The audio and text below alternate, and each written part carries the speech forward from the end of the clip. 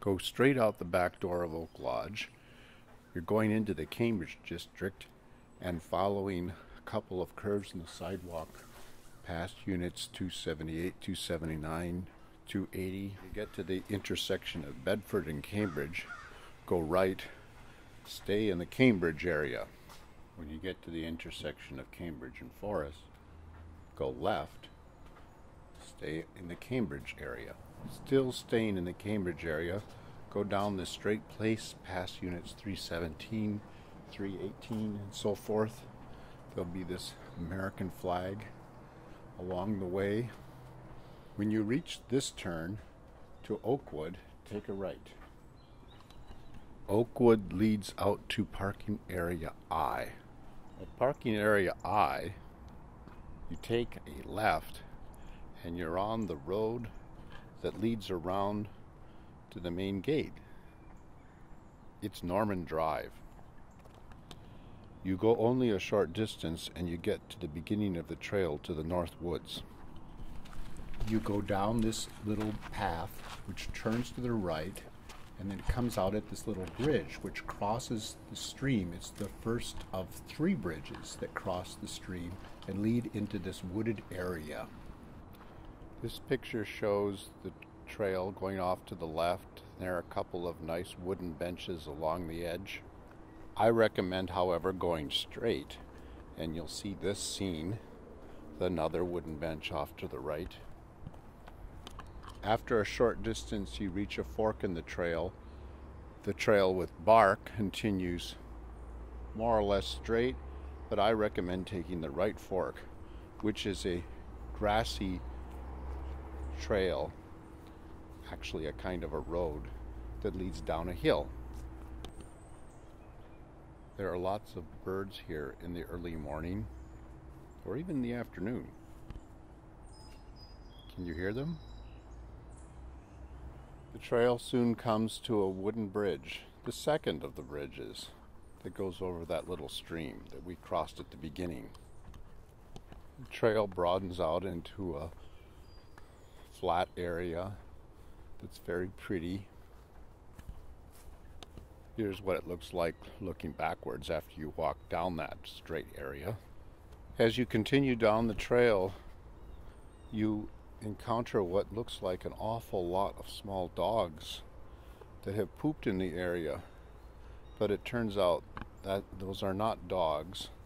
It comes from the geese that live in the pond, which is just around the corner. I startled these geese and they went down into the pond where they started swimming around and gave me a chance for some pretty nice shots of the pond. This pond is the same pond that you see when you enter Sherwood Oaks. It's off to your right. As you can see at the end of these photographs, there's the fountain at the very end.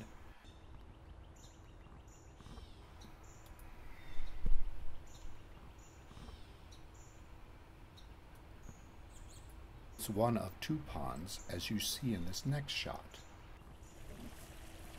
Here you can hear the water gurgling in from the upper pond, which I think is fed by one of the streams that we crossed on the bridge.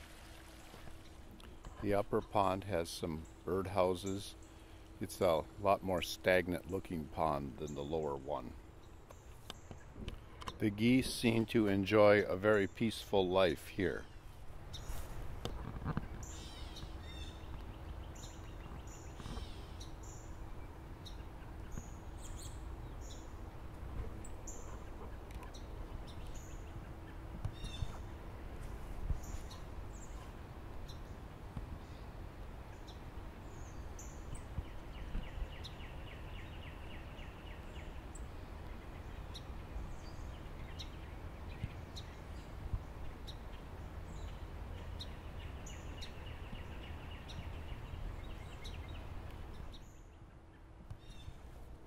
You cross the area between the 2 ponds and you'll come to, the path continues up to a little road that runs along the fence line of Sherwood Oaks. I suggest taking the left fork because we're going to go back to where we started. all along the fence line are these small little boxes that look kind of like birdhouses, but it turns out they're solid, so birds can't get in them. So perhaps they're sensing devices of some sort. Here's the view down the path as you start along the fence line to go back. This is a dense forest filled with all kinds of birds.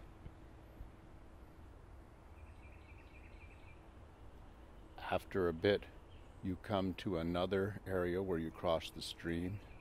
It's not exactly a bridge. It looks a little washed out.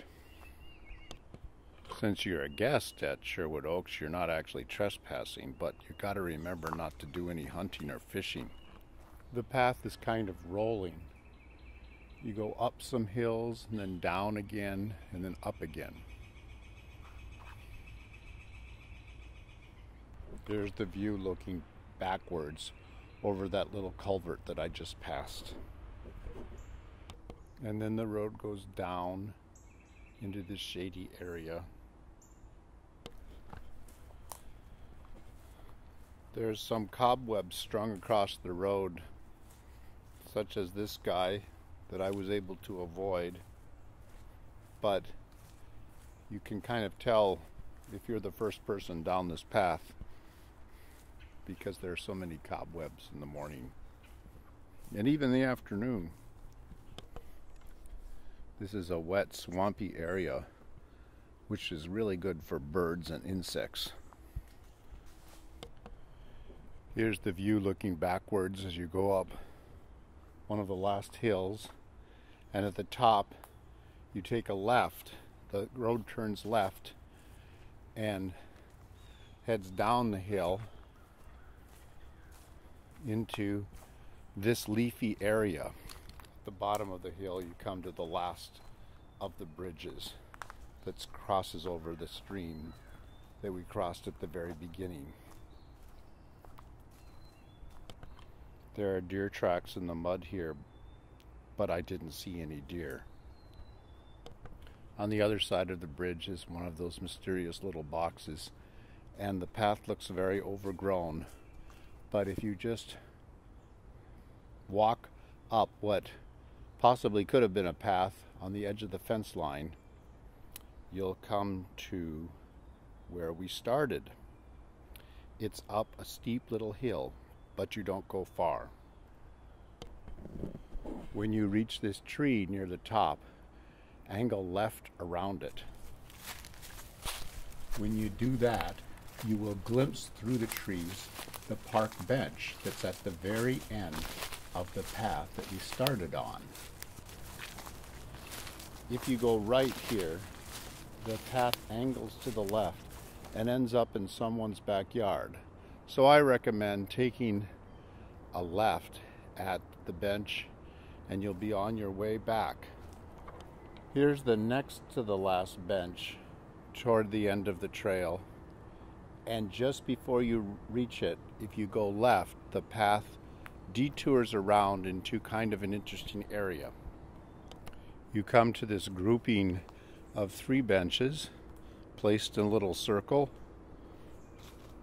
where you could have a little conference if you wanted. Behind a little barrier at the edges of these benches are some trillium plants that are carefully labeled.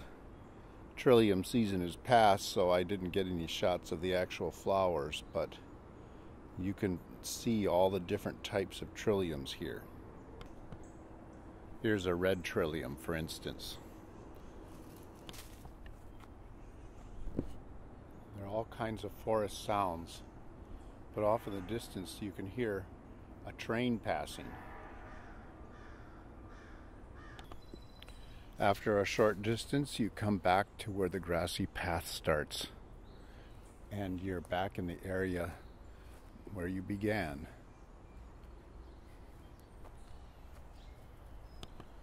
There's a second loop that you can take if you take the right fork as you're walking back. This is a shot from that loop.